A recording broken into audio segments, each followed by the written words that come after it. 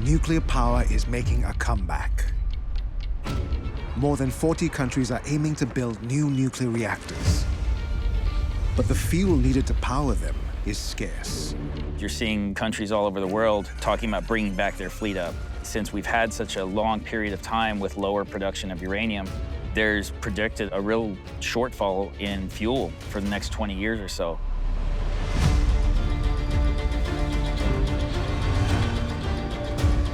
Being dependent on a single country for any commodity does create risk.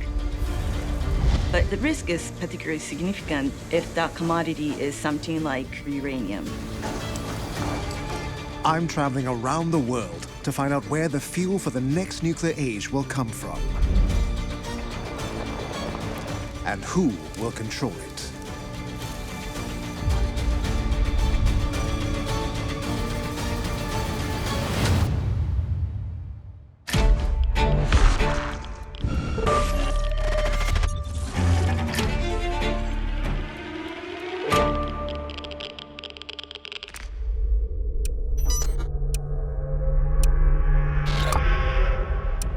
Southern Kazakhstan holds a resource powerful enough to shape global energy and global politics.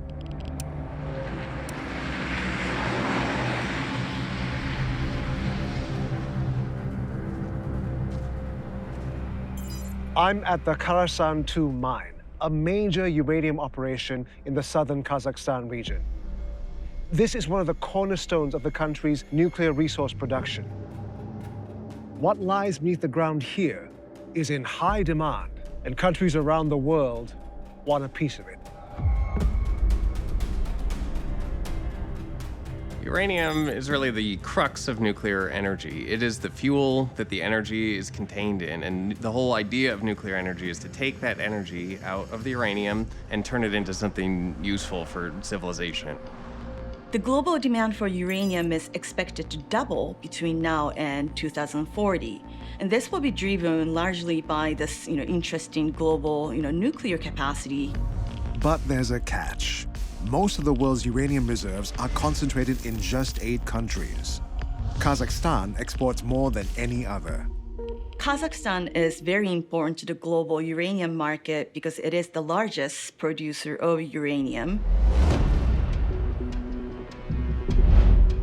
Most of the uranium operations in Kazakhstan are controlled by a single state-owned company, Kazatomprom, the world's largest uranium producer. As of today, Kazakhstan produces roughly 40% of global primary production. We have 14 mines that are located in the southern part of Kazakhstan.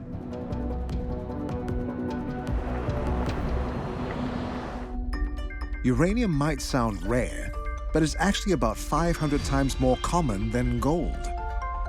It's a heavy metal found naturally in rocks. But in its raw form, uranium can't power anything. It has to be enriched first. Through enrichment, uranium becomes the fuel that can sustain a chain reaction inside a reactor. So can you tell me what's happening here? Қазіргі уақытта бізде табиғи уранды жер асты ұңғымалы шаймалау әдісімен өндіру әдісі жүріп жатыр. Айналадағы көрінген осылай жатқандары ұңғымалар. Most uranium today isn't mined the traditional way. Instead, it's extracted using a method called In-Situ Recovery, or ISR. Wells are drilled into underground uranium deposits. A solution is pumped down to dissolve the uranium in the rock.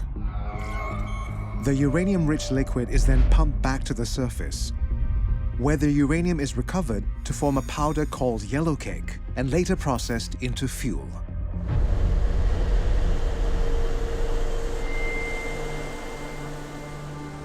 Мына жерде барлығы болып жатқан жүйесі бұл жердегі онда ана жақтағы бағана көрсеткендей пешке уранның жолтекек салынды. Ол обжектен бәріне өтті афинаждан. Уран содержаниясы өзінің түрі былай болып шығады. Жүріп көрсеткенде мына жаққа көрсетейік. Закись-окись уранның шала тотығы деп аталады. Now, getting this material to the rest of the world has become more uncertain. Kazakhstan has had a very strong economic ties with Russia, but the Russian invasion of Ukraine starting in 2022 has really complicated Kazakhstan's exports to European markets that have been happening through Russia. Some of our Western clients would prefer getting goods delivered not through Russia, but through other routes. So that's why from time to time, depending on the request of our clients, we are using Middle Corridor, which goes through Caspian Sea and then through Azerbaijan and through Georgia to Black Sea and to our clients. This route keeps Kazakhstan's uranium accessible to global markets without relying on Russia. But the war had exposed a strategic choke point in the global nuclear fuel trade.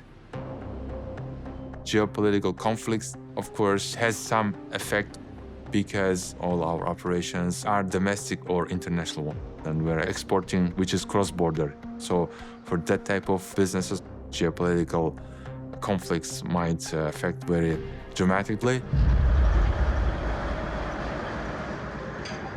Kazakhstan may mine more uranium than any nation on Earth, but it still depends on Russia for enrichment. After enrichment, the uranium returns to a facility in Kazakhstan that few outsiders ever see.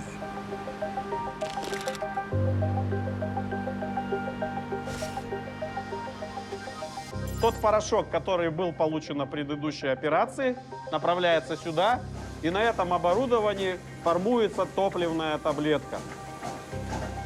The enriched uranium powder is compressed into pellets and prepared for fuel rod assembly.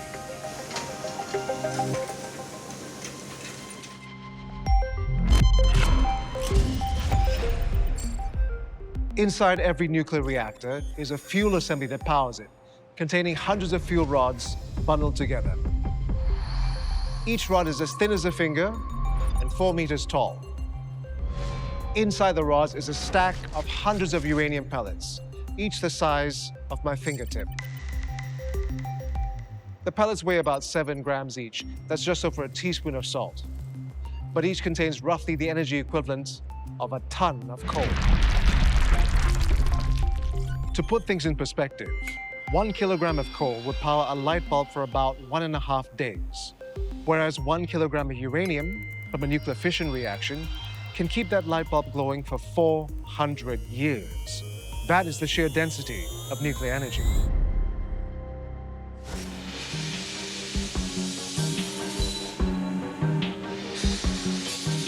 It's clear to me that Kazakhstan is really upping its game. I mean, they're making fuel assemblies as well as being currently the #1 exporter of uranium in the world. But in terms of who has the largest uranium reserves, we need to go somewhere else.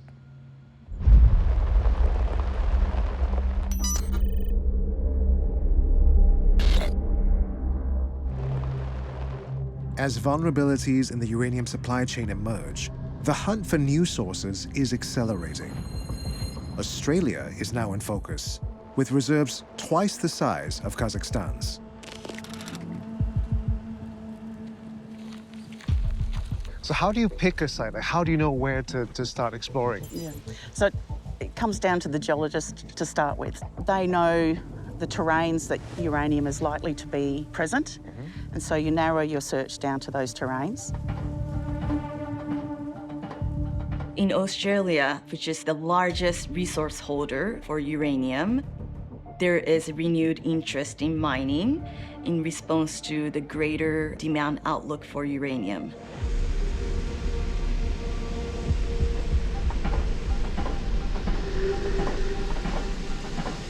So it all comes down to the uranium price going from $40 a pound to around $85 a pound over the last 10 years.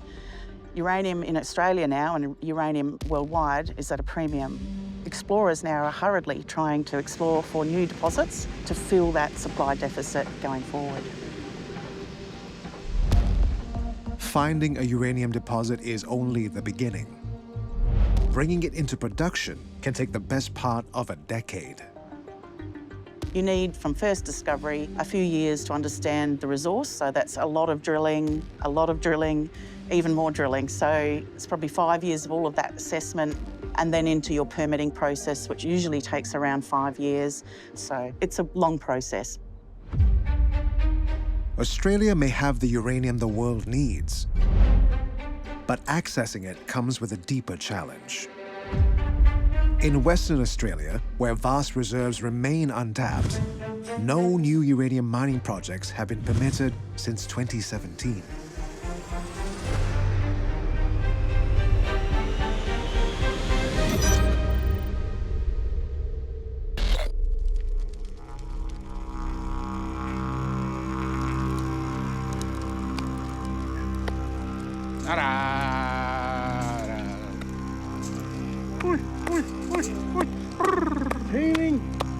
Welcome. Well, we welcome you here. So, we partner. You're part of us.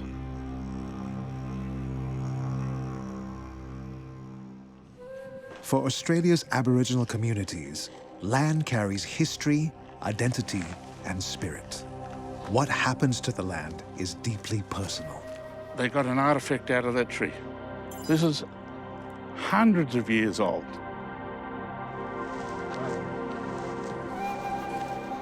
If it's going to be uranium on it, what will be the effects? Some of us aren't quite ready. Now here's the house. Aboriginal communities have a very different relationship with land. It's very spiritual, it's ancestral, and they view that earth as their mother. So what effectively you're doing if you're going to go mining is you're mining into the womb of their ancestral mother. We can't find any kangaroos at the moment. You know, all those disturbances bring about a change in the whole environment. But Aboriginal people, they're okay with the mining, they're accepting it.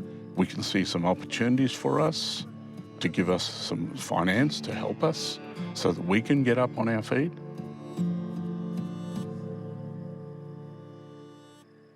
Aboriginal communities are not necessarily anti-mining. They will look to what are the benefits for their community. Things like bursaries, education, development of schools, access to infrastructure, electricity included, access to flowing water. And mining companies do have to take that into account.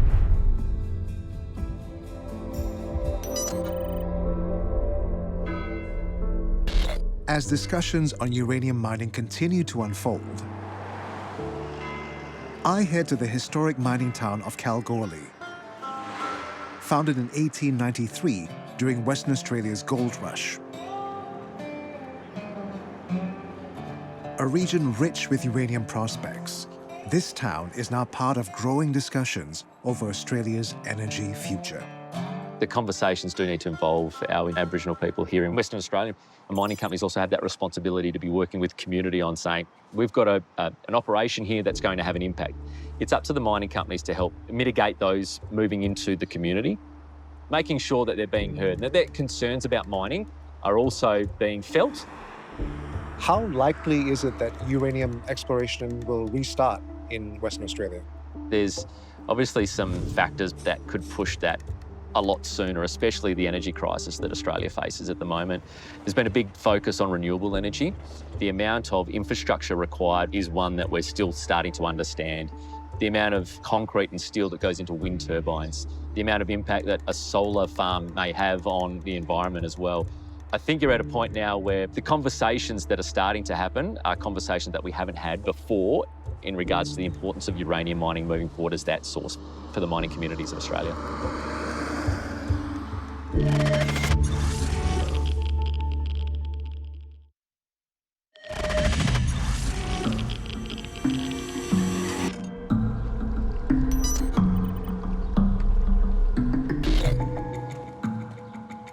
This is Lake Thorshavn.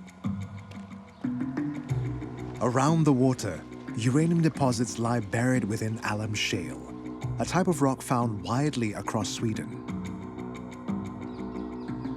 Sweden holds nearly a third of Europe's known uranium reserves.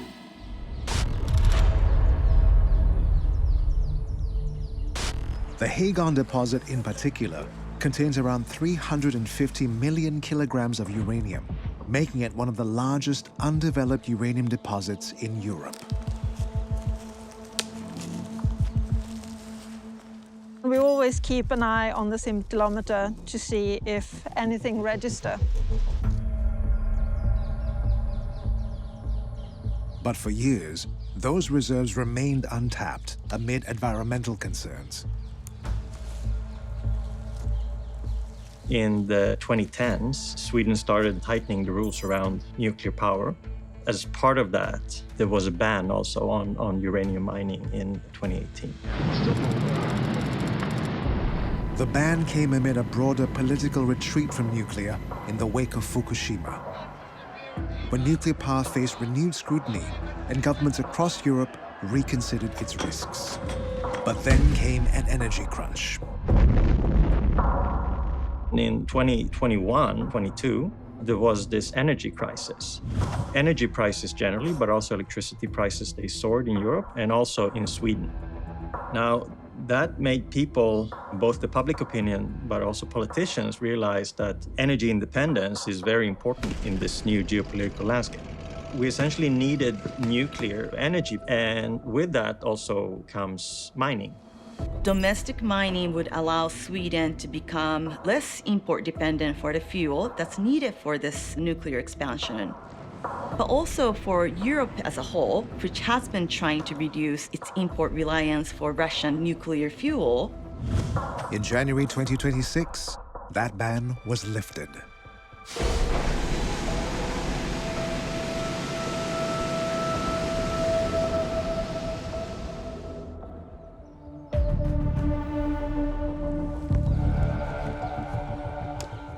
Scientists are now exploring how to safely extract uranium.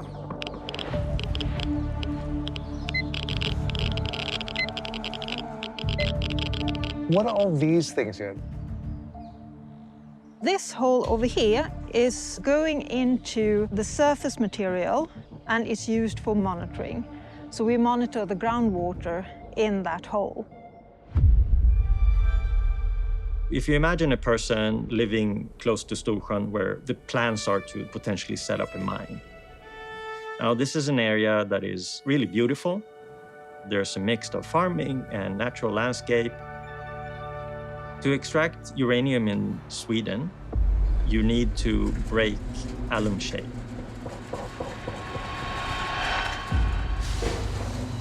So there's a risk that these heavy metals are going to find their ways to the groundwater, to local streams, or even to a lake, in particular around Storsjön. So what are some of the safeguards that are in place to protect the environment at a site like this? We already have a water baseline program in place to see what the status is right now. And that is also used when planning for the mine. The Swedish permitting process when it comes to the environment is extremely strict. So we will really have to show that we can operate this mine safely, and we feel that we can.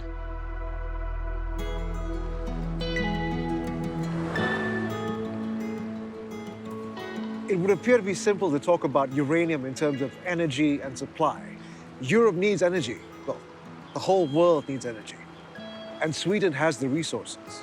But for the people living here, the questions are more immediate, and regulators and companies will have to deal with that before any mine is built. Sweden has already approved its first new nuclear reactors in decades, with billions allocated to bring them online by the mid-2030s. While Sweden takes its first steps to restart uranium mining, elsewhere, a different type of uranium extraction is already taking place.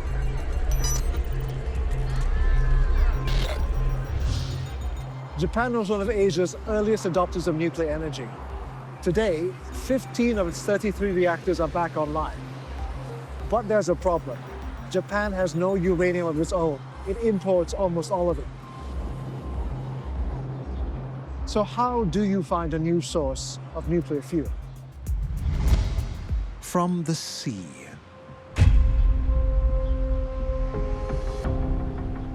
Japan はですね、エネルギーを産出しないんですけれども、その代わり海洋はですね、広い面積を持っています。世界で5番目に海洋の面積が広い国です。How much uranium is in the ocean? 非常に大量にあります。45億トンという量なんですが、これは世界中の原子力発電所を6万年回し続けることができるという膨大な。The ocean contains 500 times more uranium than known recoverable reserves on land. Japan has been exploring for uranium in the seawater because Japan is extremely resource poor when it comes to energy resources, minerals that are land-based, but it's a country that's surrounded by water. Even though the oceans contain vast amounts of uranium, it's so dilute that recovering it has been a challenge. Japanese scientists have developed special materials that can capture uranium compounds from seawater.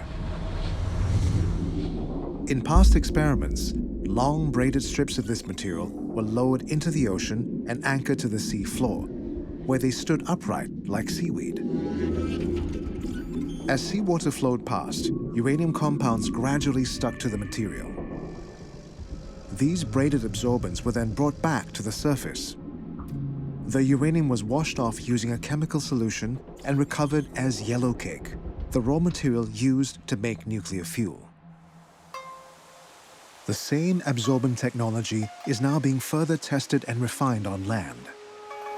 At one of Japan's famous hot springs,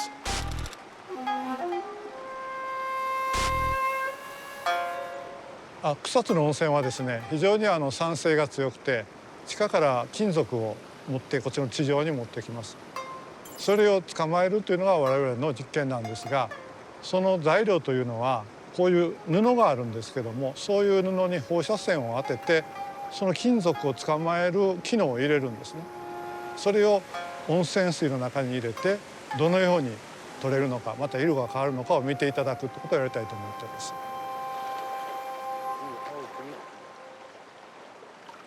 今これは温泉を汲み上げましたが、ここに私たちが作った吸着剤と呼ばれる材料を入れてみます。こちらは、化学収縮していないもので、こちらは化学収縮したものです。では見てみましょう。この色が変わったということは、温泉の中に金属が溶けている証なので、これをラボに持ち帰って調べてみることにします。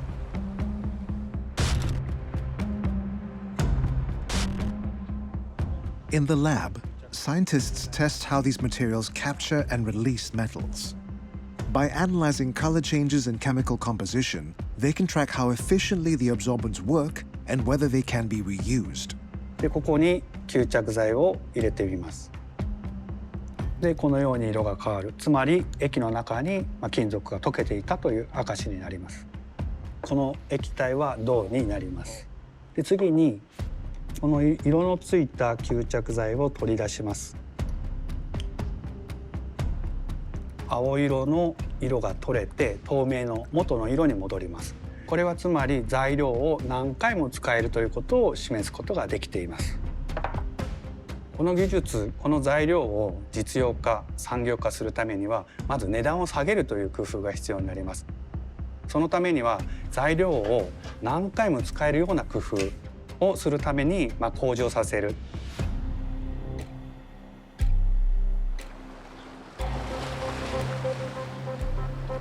I mean, it's just water, right? Fish live here. When the weather's nice, you can go for a swim. It's hard to believe that this ocean holds enough uranium to power the whole world for tens of thousands of years.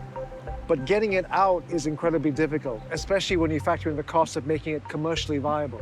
Still, for a country with no uranium of its own, this could be more than just an idea. This could be a step towards energy independence.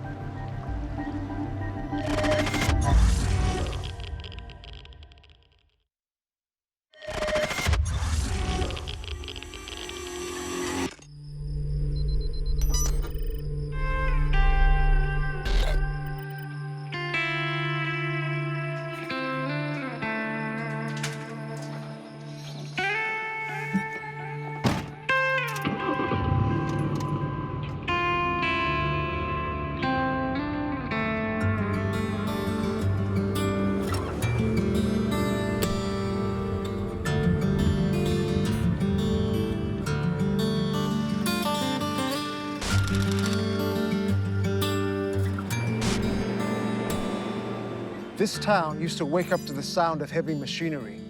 Then, one day, it stopped.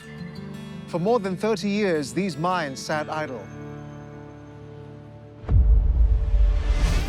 More than 90% of the uranium used by America's nuclear reactors comes from overseas. Now, Alta Mesa is helping revive a domestic uranium industry many believed was gone for good. A key step in Texas's bid to become a leader in America's nuclear future. Jesse? How's it going? Hey, Brendan. Nice to meet you. Nice to meet you. Tell me, what is your role here at the Alta Mesa Uranium Project? I'm the shift foreman. My duties include managing my crew and making sure that operations continue normally.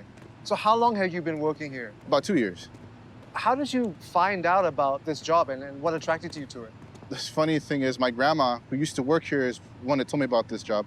She's retired, so I want to continue the legacy and leave my mark, so to say. Nuclear power is clean power. It's the future, you know, and I want to be part of it. So we're going up here? Yeah, this is where most of the magic happens. For Texas, this isn't the first nuclear age. It's the second. Texas's uranium mines once fueled America's Cold War nuclear program. At its peak, Texas produced 2.3 million kilograms of uranium a year, enough to power approximately 8 million homes annually. But with uranium demand falling and cheaper foreign imports from Canada and Kazakhstan flooding the market, operations soon ground to a halt. Some of the mines were shut because of the very weak interest in uranium mining due to anemic demand for nuclear power generation for a while. The Fukushima nuclear accident did really send negative impacts on the global market. So many of the mines became economically unsustainable to keep operating. But the world has shifted. A new wave of energy demand is driving America's nuclear comeback. From AI and data centers to crypto mining, industries are hungry for power that runs round the clock. And then came the war in Ukraine. Right after the Russian invasion of Ukraine in 2022, the United States government became aware that there is this vulnerability that's arising from the US nuclear industry's reliance on Russia for these uranium fuels. At the time, and still at the moment, the United States relies on Russia for about 25% of uranium that's needed to operate close to 100 units of commercial nuclear power reactors. In 2024, the United States government passed law that essentially bans or phases out the import reliance on Russia by the end of 2027. So there's also the supply side signal that's incentivizing domestic mining. Copy, Sergio. Operations resumed at Alta Mesa in 2024. And by 2025, it became the second largest uranium production site in the US. Restarting was no easy task. The industry needed a new generation of workers. Before you started here, what was your impression of uranium mining? You know, me being a country boy, I thought it was, you know, going into a mine with a pickaxe and chunking out ore and, you know, wearing overalls and gas masks and stuff. But it's crazy how simple it is and how easy it can be, and it's efficient. Did you study for this? How did you learn so much? I learned it here on the plant, and I learned through my supervisors and my coworkers.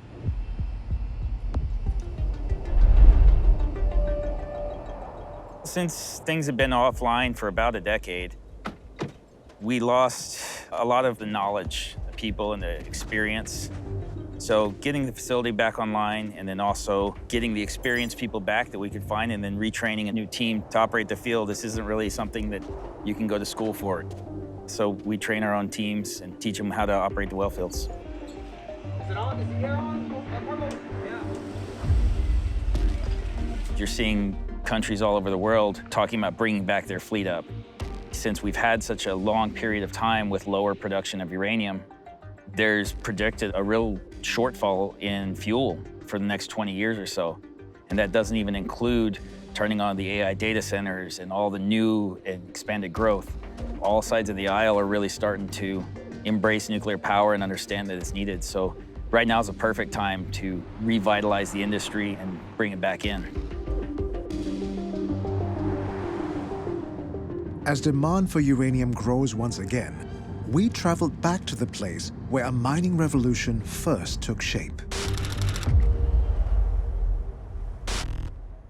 We're about 50 miles north of Corpus Christi, Texas.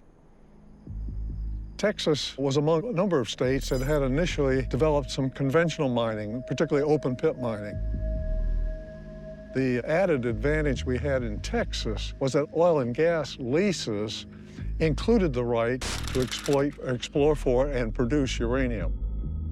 So the major oil companies all had access and the ability to recover this mineral resource. Texas holds a significant place in the history of uranium mining.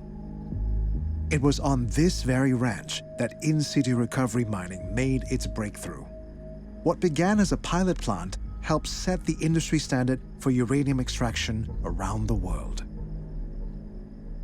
Dr. Stover, standing here today, what does this site mean to you personally? Of course, this is where it started for me 52 years ago.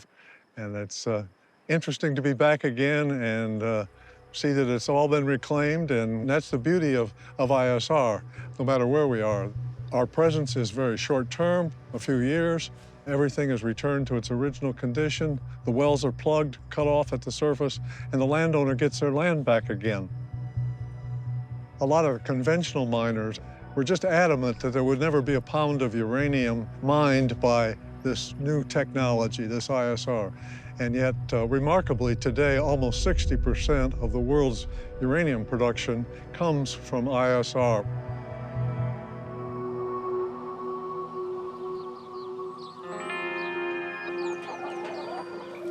Back from the ranch, Jesse introduces me to someone who has witnessed the rise and fall and rise again of uranium mining in Texas. Hi, guys. How's it going? Thank you for having us. You're welcome. My name is Mary Lou. Hi, Mary Lou. Nice to meet you. You're my grandson. Wow. This is fajitas, sirloin fajitas. I'm so looking forward to this. Wait till you get inside. Texas seems to be going through a uranium energy boom, right? So how did that impact people around here? The community is good, but there's still some that they think that it's contaminating our water because we have water wells. We don't have city water. So I've always backed up where I have worked, not because I want to sugarcoat anything, because I don't sugarcoat anything. And I have explained it to the best of my ability.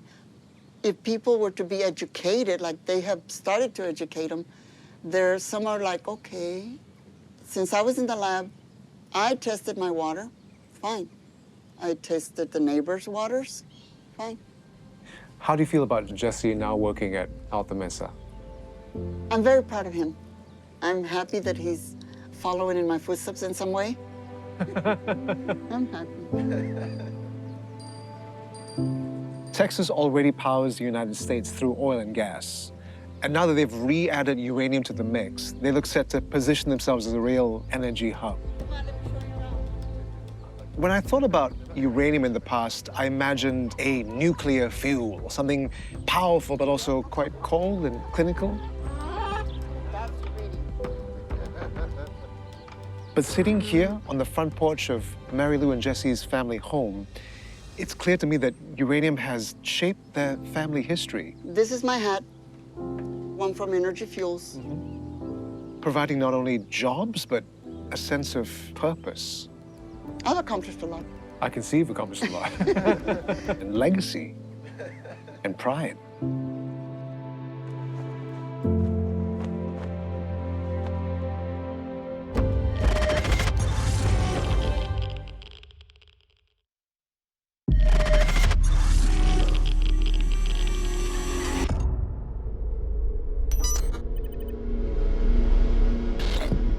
Deep in China's Gobi Desert, a new kind of reactor is being tested. One that could reshape the future of nuclear energy. The thorium project in China is generally known as TMSR, thorium-based molten salt reactor. It's the very first thorium reactor that has entered the experimental stage. Seen by some as an alternative to uranium, thorium has long been touted as the next big thing in nuclear energy. Now, China is leading the race with the world's first and only reactor to successfully operate on thorium fuel.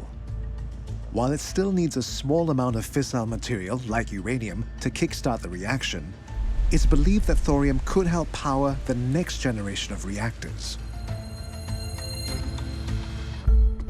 China's thorium reactor is built underground.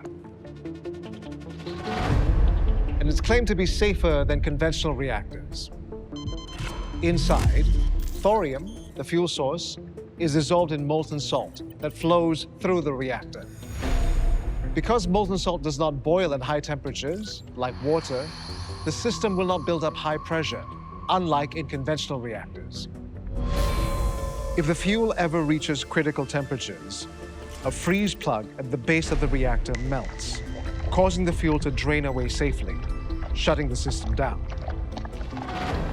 And even if there is a leak, the molten salt cools and hardens like lava, helping to trap radioactive material inside. So, it's a reactor designed to be fail-safe. It's really pushing the envelope. It's bringing back this type of technology that we haven't operated since the late 1960s. This forgotten fuel was once part of the United States' nuclear ambitions. Scientists proved that it could work, but pulled the plug on it. The United States operated a very similar reactor called the Molten Salt Reactor Experiment down in Oak Ridge. The molten salt reactor experiment went critical on June 1st, 1965. It worked okay, but we shut it down and we didn't build more of those reactors. And the reasons for that are somewhat complex, but really it comes down to they were just more expensive. And it's only now that people are like, well, let's go back to thorium. Now China is reviving what the US abandoned. Thorium claims to generate more energy from less fuel, leaves behind less radioactive waste, and is much harder to weaponize. But for China, the calculation goes beyond thorium's benefits. It's energy independence. 就地缘政治可能会导致说，即使有油，你不一定买得到。所以从这个意义上讲，从战略上讲，从其他方面讲，对于中国来说都是非常重要的。中国80%的油是进口的，也就是中国现在无疑是对油的需求是越来越大的。那么呢，越来越大，你80%进口，你肯定会有当油的。At the current rate, the demand for uranium could start outpacing supply by 2030. 中国土的储量是非常大的，按照目前的消费量的话，有专家算过，大概能满足1万年。China has taken an early lead, with plans for a 100-megawatt thorium demonstration reactor by 2035, enough to power over 150,000 households. And China is not the only country working on this.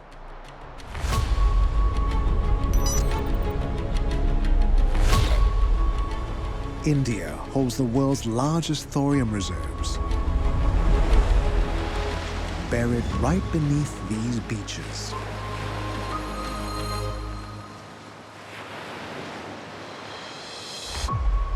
Well, this is a sample of black sand. And I'm sure that there will be monazite. And monazite is the form of thorium. Thorium in India is primarily found on the beach sands. And beach sand, there are several minerals. One of them is monazite. So literally the entire coastline is full of thorium. Thorium is a radioactive mineral. Thorium decay releases alpha particles. And the advantage of alpha particle is as soon as it comes to the surface, it becomes harmless, and we are not affected. Here's how thorium has been recovered from Kerala's coastlines. The sands of these beaches, rich in monazite, are collected. The monazite is extracted using physical methods such as magnetic separation. The monazite is then treated with acid and further purified to extract thorium, a potential fuel for nuclear energy. India currently operates 24 reactors and aims to triple its nuclear capacity in the coming years.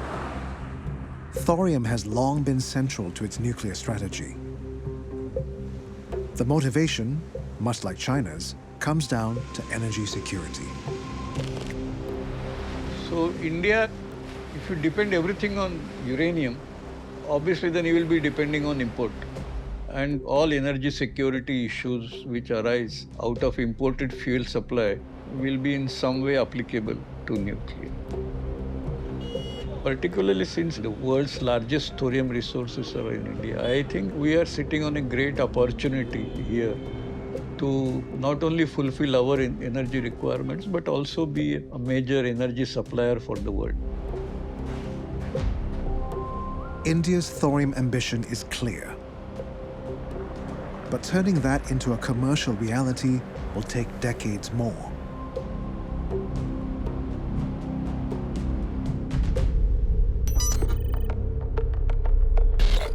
Scientists are now exploring how thorium could help fuel the reactors that currently run on uranium. To find out how, I'm heading to the deserts of Idaho. Global uranium reserves are limited. Estimates suggest only about 120 years of supply at current consumption rates. For the past 70 years, uranium has supplied the world's reactors, but it was never the only option.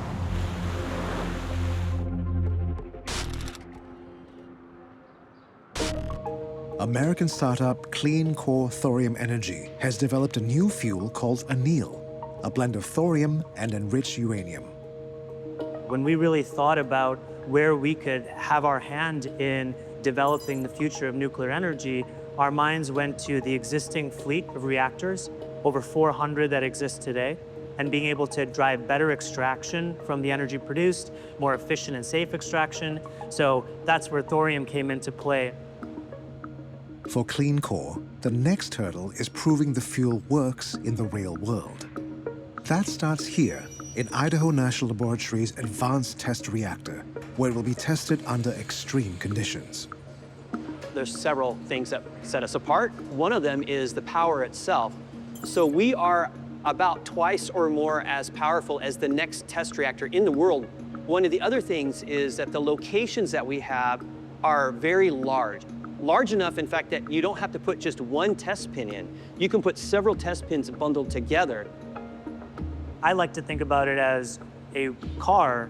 When you put the oil inside of it, currently today, you're using a certain type of fuel that's been used and has seen operational and commercial history. Well, here we are trying to show that our oil, which would be a thorium and enriched uranium fuel, can run that same car in a new, different, hopefully better way. And how does anneal fuel perform compared to like regular uranium fuel? That's a critical question. Due to the inherent characteristics of thorium, as well as our patented fuel design, we're able to increase burnup, which is a more efficient extraction of energy. And then we're also able to get less waste. And all of this comes with higher safety margins because the fuel is better from a thermal conductivity perspective and is considered an accident-tolerant fuel. Clean Core is already looking beyond the laboratory, and its first major partner is no surprise. We'll work with the regulators like India, where we are one of the first two companies in history to receive an export license to transfer our technology to Indian end users to be able to use it in their heavy water reactors.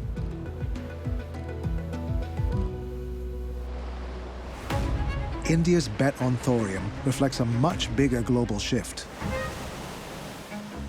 As the world turns back to nuclear energy, the race for fuel is no longer just about supply. It's about who controls the chain of this critical energy source. Thorium may not replace uranium overnight, but it does expand the world's nuclear options. The next chapter isn't about what we dig up, but what we design. Because the future reactor will need a new kind of fire. Although we now have access to uranium from the world market, energy security is an important issue. You have to secure energy supplies from a very long-term perspective. Now, regardless of how much uranium we have in the world, the reality is we have a competitive use of uranium. So it's always a good idea to search for alternatives. The more resources, the better. Energy is basically the ultimate natural resource. You can imagine if you're just totally self-sufficient on all of your energy needs and you can expand without bound, that's just an absolutely massive advantage.